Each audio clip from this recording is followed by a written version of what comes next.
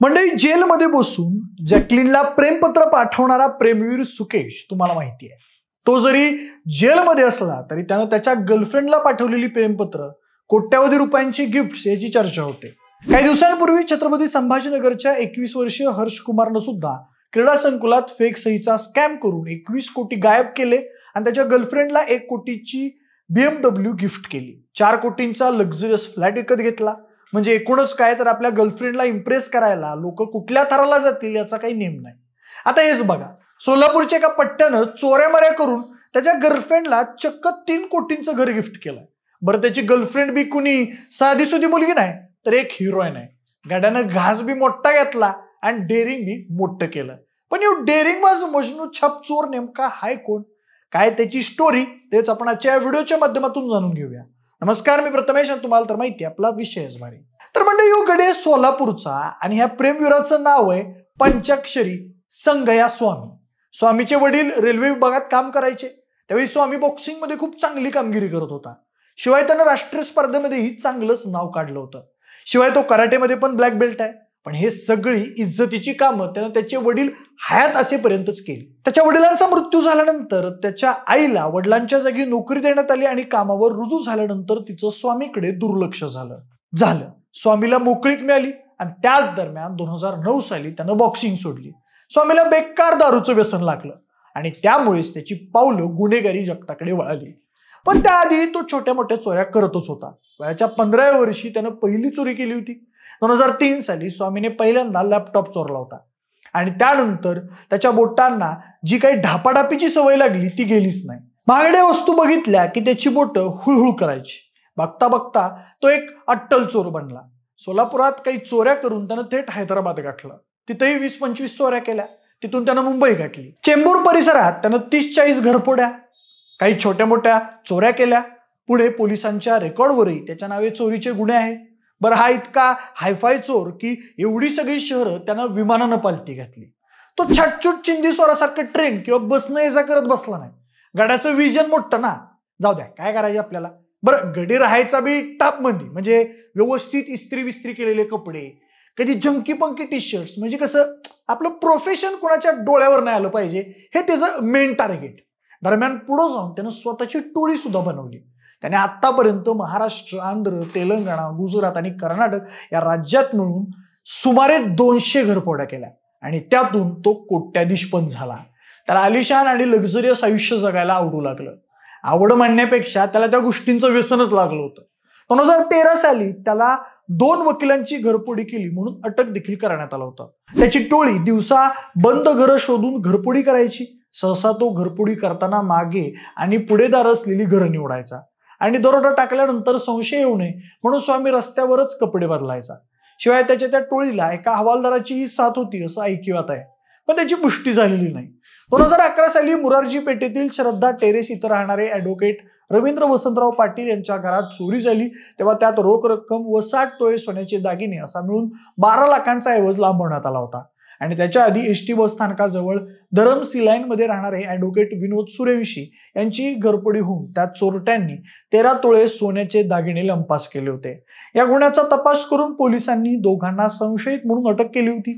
त्यावेळी शहर गुन्हे शाखेत नेमणुकीस असलेल्या पोलीस हवालदार मकसूद कुडले यांचाही त्या चोऱ्यांशी संबंध असल्याचं आढळून आलं होतं. कुडले हा शिवछत्रपती रंगभवनाजवळील एका लॉजमध्ये या घरफोडीतील चोरट्यांची राहण्याची व्यवस्था करायचा असं म्हटलं जातं. या हॉटेलवरच चोरून आणलेल्या मालाची वाटणी व्हायची आणि या वरकमाईसाठी हवालदार आपल्यासोबत आहेत म्हणून स्वामी बिनघोर असायचा. पण 2013 साली पोलिसांच्या चौकशीत त्यांचं बिंग फुटलं आणि स्वामी पकडला गेला. नंतर त्याला शिक्षा देखील झाली. मात्र सुटून आल्यावर गपगुमान बसून काहीतरी कामधंदा करायचा सोडून त्यानं पुन्हा दरोडा टाकण्याचं काम सुरू ठेवलं. 2016 साली पुन्हा गुजरात पोलिसांनी त्याला दरोड्याच्या प्रकरणात अटक केली आणि त्याला 6 वर्षांच्या तुरुंगवासाची शिक्षा सुनावण्यात आली आणि त्याला साबरमती मध्यवर्ती कारागृहात ठेवण्यात आलं. दरम्यान गुजरात, महाराष्ट्र आणि तेलंगणामध्ये तो कुप्रसिद्ध झाल्यावर त्याने बँगलोरला त्याचा तळ हलवला. या राज्यात चोरी करून तो सरळ बँगलोर गाठायचा. 2023 साली स्वामीच्या टोळीने विश्रांतवाडी मध्ये भलताच उच्छाद मांडला होता. स्वामीची टोळी व्यवस्थित रेकी करून मग घरफोड्या करायची. नोकरी नाही तर कामाच्या निमित्तानं बाहेर असलेल्या लोकांच्या घरावर लक्ष ठेवून ती लोक त्यांचा डाव साधायची. असंच एकदा विश्रांतवाडीत त्यांची टोळी रेकी करताना आढळून आल्यावर पोलिसांना एका खबऱ्यानं माहिती दिली आणि मग सापळा रचून त्याच्या टोळीला पकडण्यात आलं. त्यांच्या तपासात नंतर अनेक नावं देखील जोडली गेली. घरफोडी केल्यावर ती टोळी जमवलेलं सोनं कर्वेनगरमध्ये एका मेसवाल्याकडे द्यायची. तो मेस चालक पण मूळचा सोलापूरचा. त्याचं नाव होतं शावर सिद्ध. मग शावर सिद्ध ते सोनं सोलापूरच्या सराफाकडे सोपवायचा. ते सोनं वितळून त्यांचा बार बनवला जायचा. अशा प्रकारे या सिस्टीममुळे वर्षानुवर्ष तो पोलिसांच्या नजरेपासून दूर राहिला. पण 2023 साली दरोडा टाकण्याच्या तयारीत असतानाच पोलिसांनी त्याला पकडलं. पुढे शिक्षा बघून बाहेर आल्यानंतर त्याने पुन्हा त्याचं काम सुरूच ठेवलं. आता ही झाली स्वामीची प्रोफेशनल लाईफ. पण गाड्याची पर्सनल लाईफ पण इतकीच इंटरेस्टिंग आहे. स्वामीने आसामच्या एका महिलेशी लग्न केलंय आणि त्या लग्नापासून त्याला एक मुलगा देखील आहे. पण संसार सोडून तो इतर मुलींच्या मागेच जास्त असायचा. त्याच्या भरपूर गर्लफ्रेंड्स देखील होत्या. वयाच्या 24व्या वर्षी तो एका बॉलिवूड हिरोईनच्या संपर्कात आला होता. तो प्रत्येक भेटीसाठी हिरोईनवर 15 लाख रुपयांपर्यंत खर्च करायचा. फक्त एक दिवस तिच्या बरोबर राहण्यासाठी त्याने हॉटेलमध्ये 6 लाख खर्च केले होते. पुढे 2016 साली स्वामी कोलकात्यामध्ये बार डान्सर म्हणून काम करणाऱ्या एका मुलीच्या प्रेमात पडला. तिच्यासाठी त्यानं चोरीच्या पैशातून 3 कोटींचं आलिशान घर बांधलं होतं आणि त्यात तब्बल 22 लाखांचं इक्वेरियम ही तो महाराष्ट्रातून ट्रकने घेऊन गेला होता. चोरीच्या पैशातून त्यानं त्यांच्या क्षेत्रात जबराट प्रगती केली. इतर चोरांचे डोळे दिपून जातील असे. म्हणजे इतर चोरांच्या बायका म्हणत असतील, बघा त्या स्वामी भाऊजींकडे गर्लफ्रेंडला 3 कोटींचा बंगला भेट दिलाय, निदान तुम्ही 10 रुपयांचा गाजरा आणायची पंचायत. असो, सगळ्या धंद्याचा जम बसलेला असताना गेल्या वर्षी ऑक्टोबरमध्ये जेलमधून सुटल्यानंतर स्वामीनं बेंगलोरच्या माडीवाला परिसरात दरोडा टाकला होता. आणि त्यानंतर काहीच दिवसात 9 जानेवारी 2025 रोजी बँगलोरमधील मारुतीनगरच्या एका घरातून 14 लाख रुपयांचं सोनं आणि चांदीचे दागिने लंपास केले. बँगलोरचे पोलीस गेल्या कित्येक दिवसांपासून त्याच्या शोधात होते. पण चोरी केली की स्वामी लगेचच कपडे बदलून फरार व्हायचा. त्यामुळे तो लवकर ओळखू यायचा नाही. पोलिसांनी स्वामीला पकडण्यासाठी 200 सीसीटीव्ही कॅमेऱ्यांचं फुटेज स्कॅन केलं. तेव्हा कुठे जाऊन त्यांना थोडं यश मिळालं. दरम्यान सीसीटीव्ही फुटेज आणि तांत्रिक पुराव्यांच्या आधारे त्याला अलीकडेच अटक करण्यात आली. त्याला माडीवाला मार्केट जवळ पकडण्यात आलं.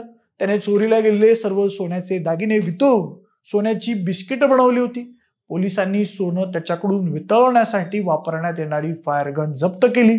त्यांच्याकडून 181 ग्रॅम सोन्याची बिस्किटं आणि 333 ग्रॅम चांदीचे दागिने जप्त करण्यात आले, ज्यांची किंमत सुमारे 12.25 लाख रुपये होती. सध्या त्याबद्दल त्याची चौकशी सुरू आहे. स्वामीचे अजून कोणत्या महिलांशी संबंध आहेत का आणि तिथं त्यानं काही गुंतवणूक केली आहे का हे देखील शोधण्याचा प्रयत्न पोलीस करत आहेत.